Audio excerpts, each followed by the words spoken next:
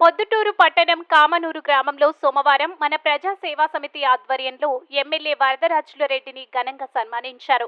మన ప్రజా సేవా సమితి వ్యవస్థాపక అధ్యక్షులు ఆయుబ్ ఖాన్ మాట్లాడుతూ, పొద్దుటూరు పట్టణంలో ఎమ్మెల్యేగా అఖండ మెజార్టీతో గెలుపొంది అందరి మన్ననలు పొంది 6 సార్లు ఎమ్మెల్యేగా గెలిచిన వరదరాజుల రెడ్డికి నూతన మంత్రివర్గంలో నూతన ముఖ్యమంత్రి వర్యులు నారా చంద్రబాబు నాయుడు పొద్దుటూరు నియోజకవర్గానికి ఇంతవరకు మంత్రి పదవి దక్కలేదు కనుక ఈసారి వరదరాజుల రెడ్డికి మంత్రిగా చోటు కల్పించాలని కోరారు.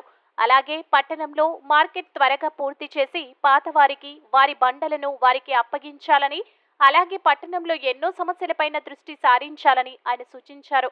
ఈ కార్యక్రమంలో మన ప్రజా సేవా సమితి ఉపాధ్యక్షుడు బీటెక్ బాషా, షేక్ సలీం, సహాయ కార్యదర్శి ముస్తఫా, ట్రెజరర్ మహమ్మద్, సభ్యులు రమేష్, చరణ్, మునయ్య, యూసుఫ్ పఠాన్ తదితరులు పాల్గొన్నారు.